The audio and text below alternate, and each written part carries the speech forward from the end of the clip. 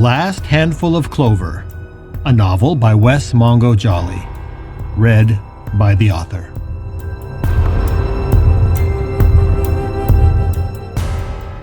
Book 2, Gifts Both Light and Dark.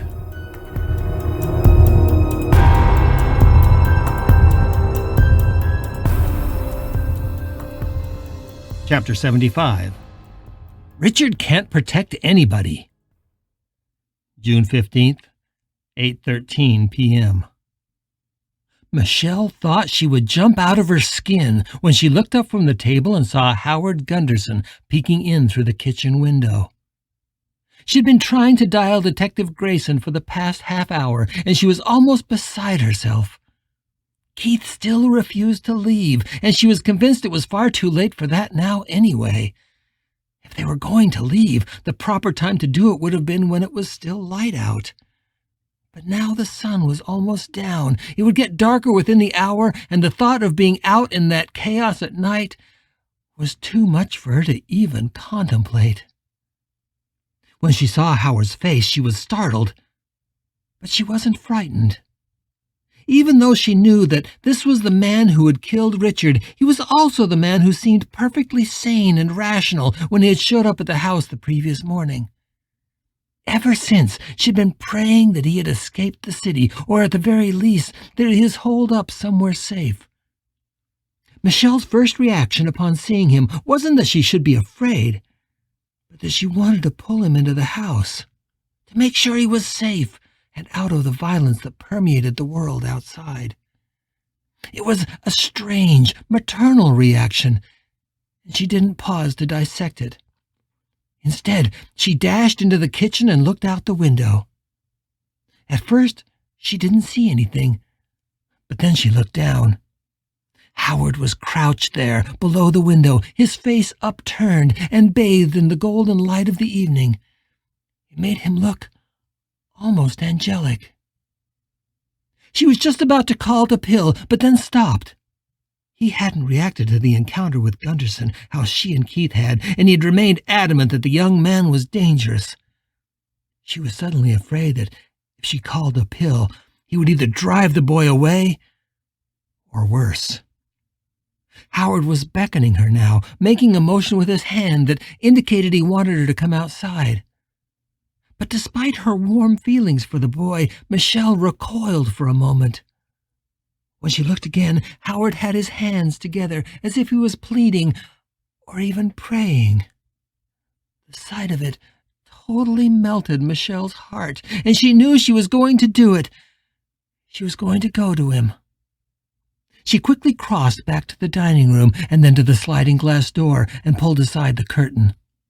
She quietly slid open the door and stepped out on the porch, leaving it open behind her. If things go badly, I'll just scream, she thought, and Pill will be here in a matter of seconds. As soon as she stepped out, the curtain fell back into place, leaving the porch in the fading gloom of the day. Howard had crossed to the far corner of the house, at the edge of the garage and the narrow strip of grass that led to the front yard and the street. Even though her heart was fluttering in her chest, Michelle crossed quickly to him. When she got closer, she was surprised to see anger in his face. She was even more surprised to see that he gripped something dark in his right hand, something that looked like it could be a weapon, a black rod with a sharp bend near one end. I think that's a tire iron, she thought, an arrow of sudden fear piercing her chest.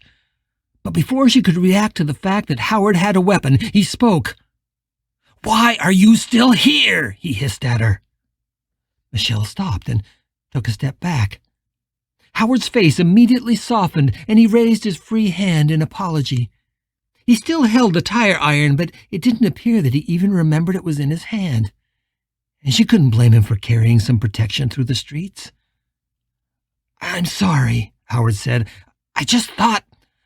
I thought you'd be gone. I told you you had to go."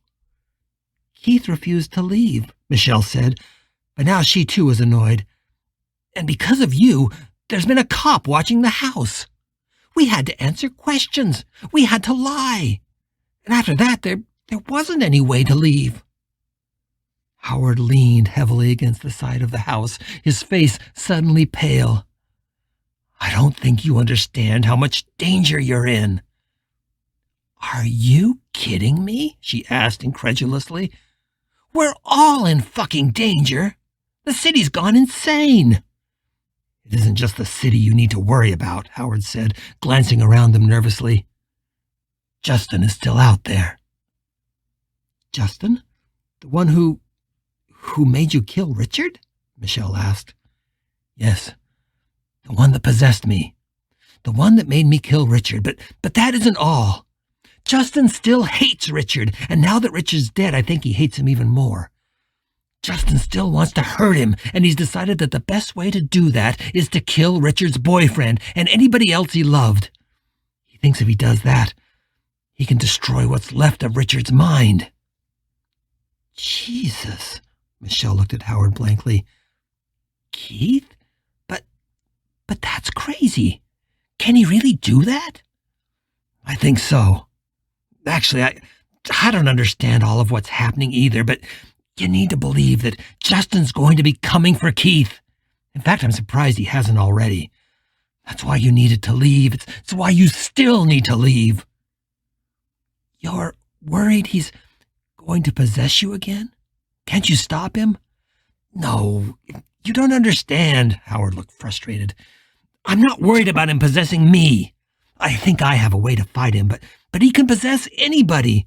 He could get you or your husband or a neighbor or a cop or a goddamn stranger and then use any of you to kill Keith.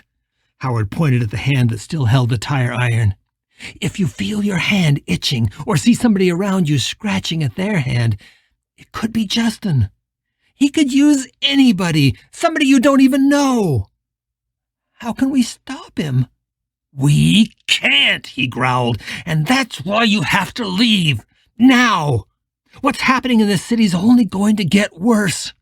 Within a day or two, there won't be anything left of Salt Lake City worth salvaging. If Justin doesn't get to you, another ghost will. He took her hand and squeezed it. Michelle, please, go. And please, take me with you. Michelle thought that Howard actually looked shocked at hearing those words come out of his own mouth, as if he didn't know until that moment what he was about to ask. She could only stare at the boy for the space of several heartbeats. Finally, she took a deep breath and squeezed Howard's hand back. Listen, I've been on the phone to my mother.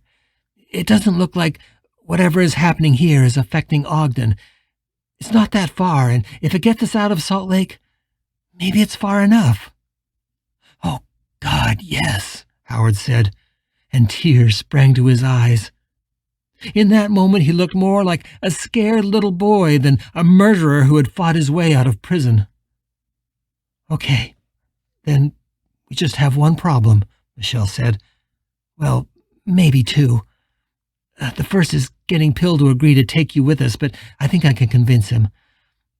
The big problem is that Keith says he won't go, and we're not going to leave without him. He's convinced that Richard is here, and he won't leave the city. He says that Richard's going to protect him. Damn it, Richard can't protect anybody, Howard shouted, and then quickly quieted his voice. In a harsh whisper, he went on. Don't you see? Richard is dead. If Justin possessed somebody so he could kill Keith, Richard wouldn't be able to do anything but watch. That's just how it works. If you won't leave Keith, then you need to convince him, and do it fast. He'll want to know where Richard is, Michelle began. There's no way to know that. I have no idea where he might be. Michelle realized Howard was very near to a state of panic now, and she felt that same fear creeping into her as well. But then Howard stopped, and all emotion drained out of his face, leaving it a pale, waxy color.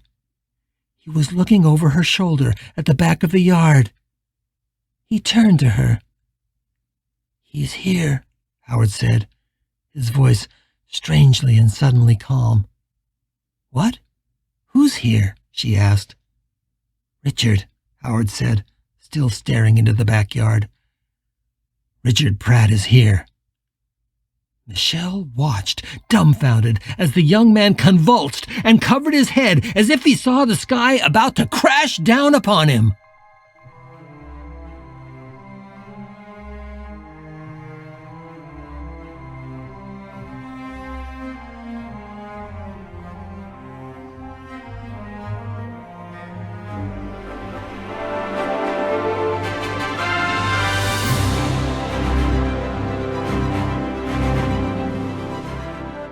You're listening to The Last Handful of Clover, a novel by Wess Mongo Jolley.